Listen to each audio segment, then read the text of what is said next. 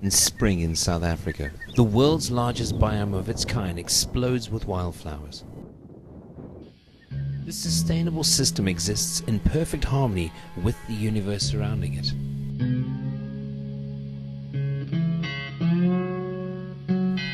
This system is the basis of all human life.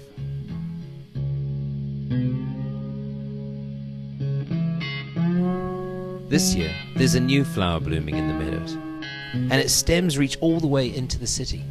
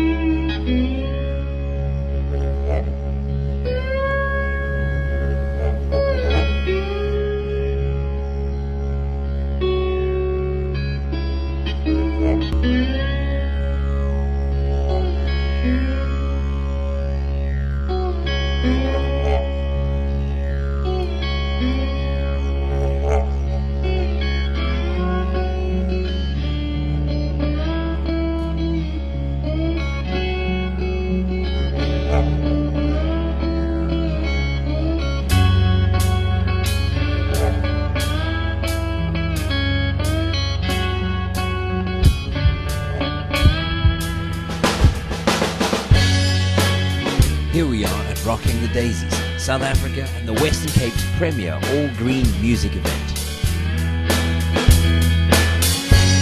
So many ways for us to walk, so we walk all alone in the sponsor of trouble. This festival's been put together by Complete Events. Let's have a word with the organisers. We're Complete Events, and essentially what we are is an events company who offers a green alternative to event management, which essentially means that we offer any eventing solution, but an eco-friendly alternative way of putting it together. Takes place down the West Coast, and it's something that we started out of our passion for music, and there was a huge gap in the market, so we decided, great, we're going to do this event, and then from there, after a great first year, it was really successful. A very good manager of ours, Tony Budden, came to us from Emporium and sort of drove us into the eco-friendly route. Okay, so we provide a platform to educate people through any eventing that we do. I saw this as a nice potential synergy to have a work together, music festival that's in the nature to help make people aware of natural and environmental issues. And obviously from the start we've got the venue, which Yeah, well, I mean, Kloof Wine Estate, which is our second year, this is the first time we used the venue. It's a biodiversity champion in terms of the wine initiative, which means essentially that they give back part of their land to kind of natural vegetation, which was their fables in the area. From the very first things, you know, we didn't print anything on paper. or recycled paper. All recycled paper on our posters, on our flyers. We even went as far as to print our tickets on hemp paper.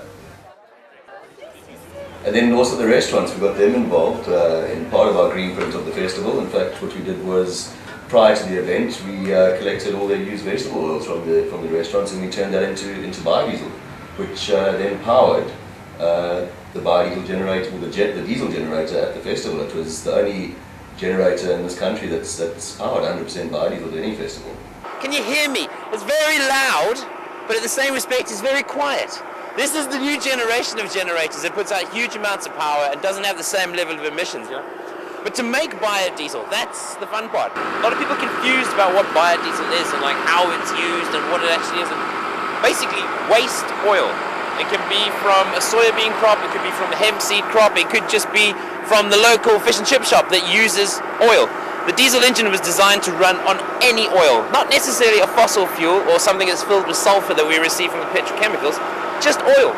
Now, what they've done here with the system to make biodiesel, it is a chemical process. I think it's called titration, something like that, but it's chemistry. It's chemistry. It's not the most advanced chemistry, but you can buy a little kit for maybe, call it about 12,000 Rand, right? And you can be converting your waste oil into biodiesel, and it costs of next to nothing. We separated all our waste. We had different bins, and each night we did a sweep, and we picked up all the waste. And every morning you woke up, it was like at a new festival. It was clean, it was great. Essentially what we did was we had separate recycling bins. All waste got taken off to get separated on site, which then subsequently went off to the recycling depot after the festival. Obviously it's a large event and they've catered well for the fact that there's a lot of mess and a lot of consumption goes on. So where are the guys? How's it guys? Yeah. Have people been good? Have they been putting mostly glass in the right bins, or have they been mixing it up? Or? Yeah, they're mixing there. We sort it here. You're sorting it out here? Yeah, the guys from there, they have mixed all the stuff. They've mixed it all up? Yeah. Do you ever do any recycling at home? Do you get involved in anything like that? Not really, but we know. As you talk, we know, we understand as you explain. Yeah. Yeah, we understand as you explain. Much respect. Unfortunately in South Africa, or like the rest of the world, we're not entirely in a position where we can make such judgments and assume that everybody understands exactly the same things. What's going through my life isn't necessarily thing going through yours, or perhaps somebody else somewhere who doesn't understand that maybe throwing things isn't good. Maybe getting rid of that isn't the right way. Maybe pouring the oil down into the stream. People aren't necessarily educated, and obviously education's got a huge role to play first. It's all fine and well, the knowing people being out there, but we now have to take this information and let others know, because without it, it's redundant. It's just pointless. If you're walking by and you see something, pick it up. You know what I mean? And I know some of you are going to be about these very confusing now because you've wrote too many words on the bins. You know what I mean? It's like a book. It's like a book. I can't read more than 2 words. It's plastic. Put plastic in it, yeah.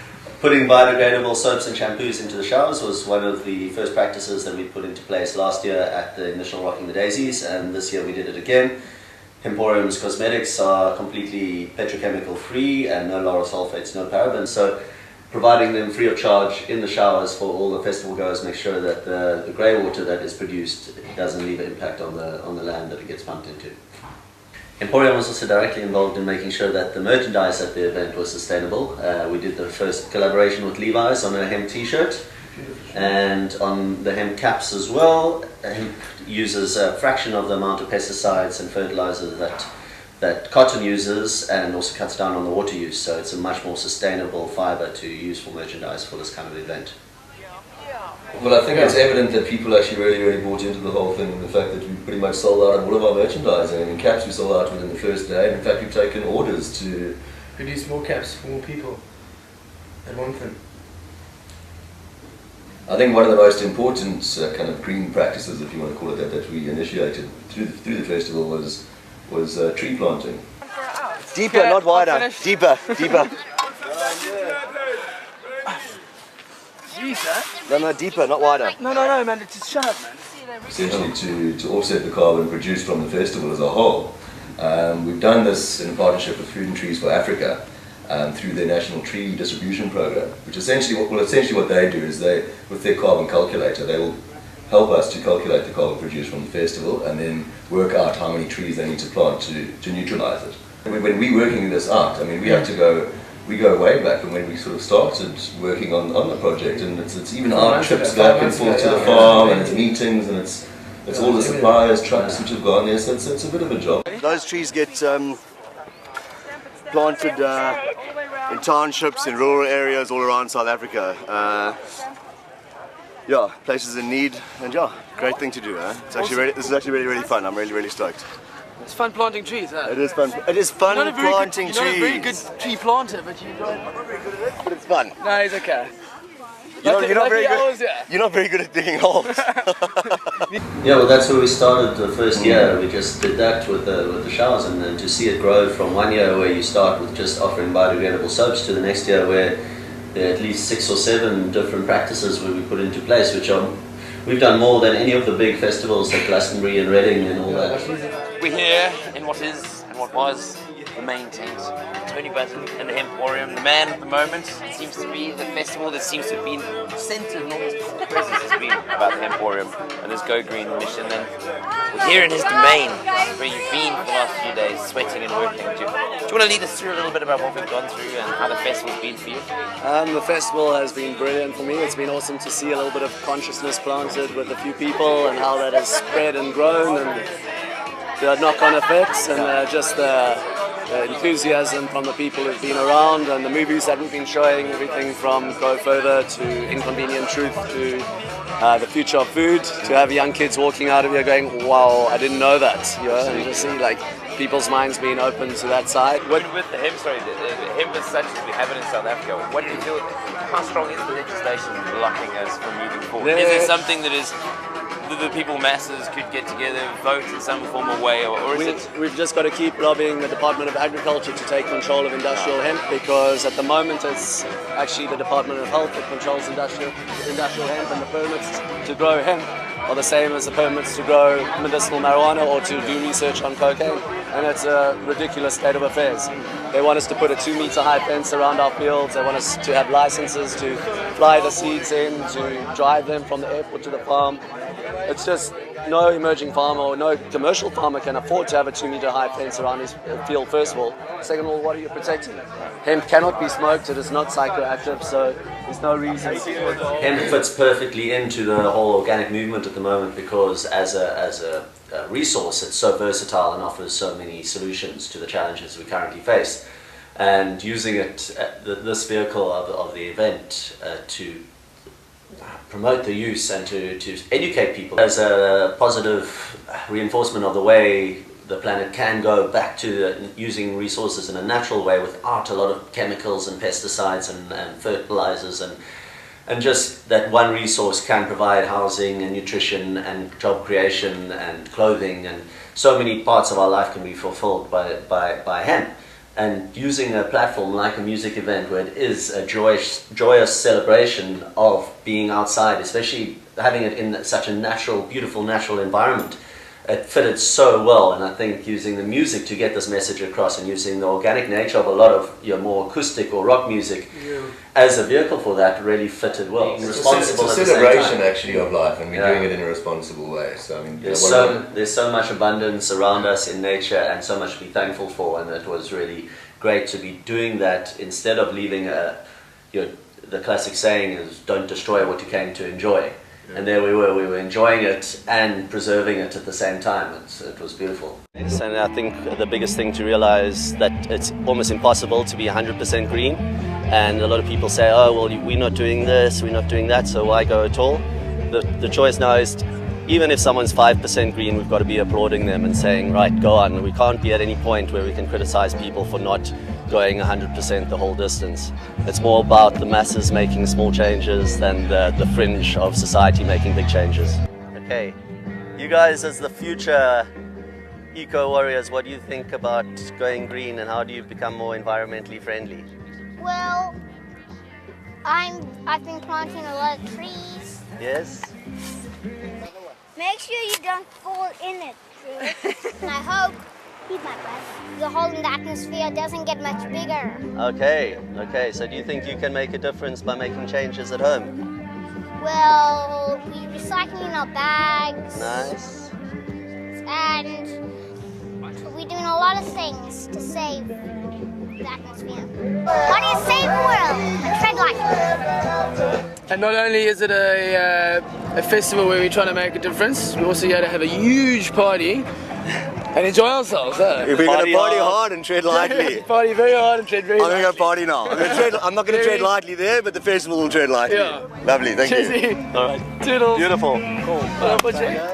Other than the festival's obvious eco-credentials, many people came to Rocking the Daisies this year to see the top lineup of South Africa's bands, comedians and other performers. Let's take a look and see who is involved. Why-yo, oh, oh, why-yo, oh. From the back, from the side, from the front, together, in Africa, together. Thank you, Look, I'll be totally honest with you. I mean, it's not like the band or myself. There's not like we calculate our carbon emissions on the way here and do all of that. So it's definitely a bit of a wake-up call, and sort of gets one thinking about how one can actually make a difference in their own right to help work towards a sustainable Earth.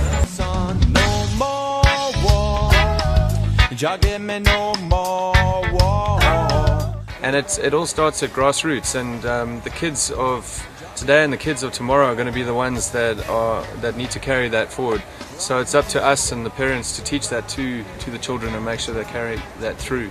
So education is pivotal in the way forward of sustainable energy and sustainable world. Sister, we are surrounded, but I am wearing no crown to wear. No.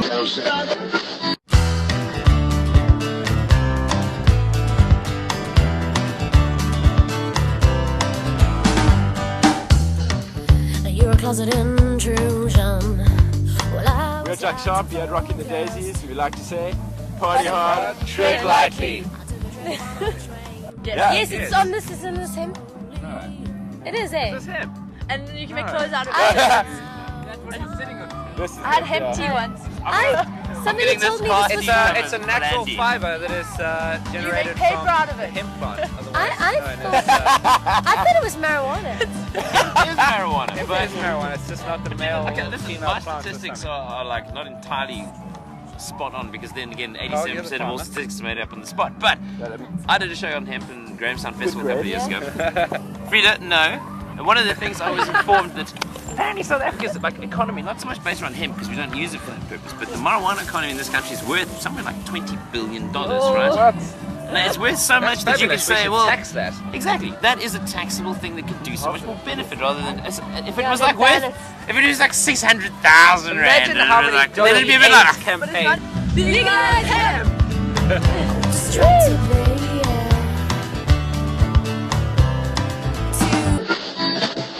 We're the only country in the world that has a genetically engineered staple crop. And our government is very pro. They kind of think we want to be on the cutting edge of technology on the continent.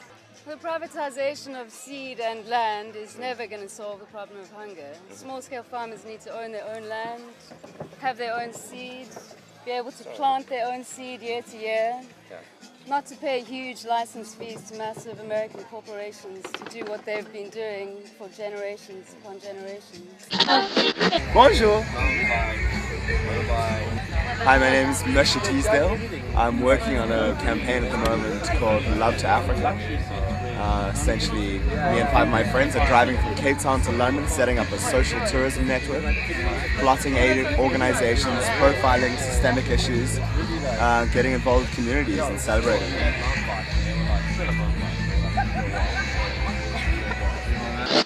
Everyone I've spoken to is like, oh, it's going to be awesome to promote, more green lifestyles to people. I think everyone here is going to take something home and party to save the earth. Yay. It's a long that just makes me so free. It's a long that just makes me feel so free. Everything's so trial, nothing down the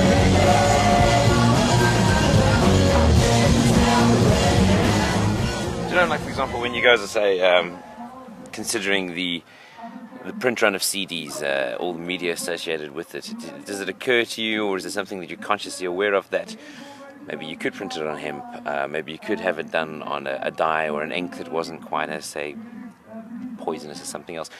Or being in South Africa as people are, do you think we're more acceptant of the fact that we probably have lower service standards and we just, you let them deal with it? And I don't think so. I think, like, maybe it's just a lack of awareness, really. If you present these other possibilities to people, I think particularly South Africans would be very keen to, at least have a good look at it, and see what they can do with it, and especially if it can have a positive impact on the environment, Party hard and tread lightly, be conscious of what's around you, and never take anything for granted, and just, be in the moment at all times and enjoy it, enjoy life. Y'all ready?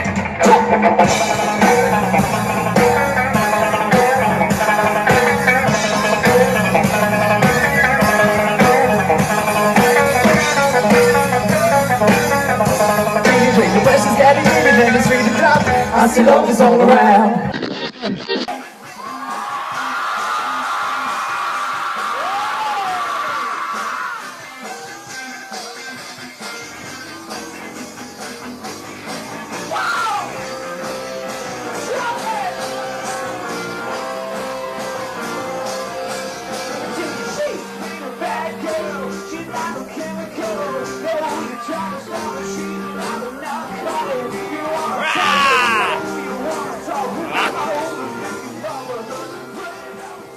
I think for far too long, people talk shit about what they need to do and what they do, and the problems with the world, and who does what, and what president is fucking up the country, or the world for that matter. And I think it's amazing that there's a time now that something very positive and something real that you can actually do. It's something tangible that you can be involved in. And to use words like save the world's really corny, but this is actually something that you can actually do your bit, and it's important. That's how I feel. Especially, we've just been touring the world, and you see what an environmentally conscious society is. And in South Africa, it's so hard because the people around you are not doing it. And so sometimes it makes you feel that your little part doesn't make a difference. So I think living in South Africa, I'm as guilty as probably a lot of people in terms of being, and I think I could be doing a lot more. And I guess that, you need to do it in a large group. Unfortunately, that's how people are. And so, something as soon as I see it with my own eyes, I'm totally there. My final message is, I think when you're a kid and you're very small, you want to really do things. You want to save the whales. You want to fucking save the rainforest. You want to, you're much more conscious about these things. As you grow older, you kind of lose that. And it's so great. Now's the time.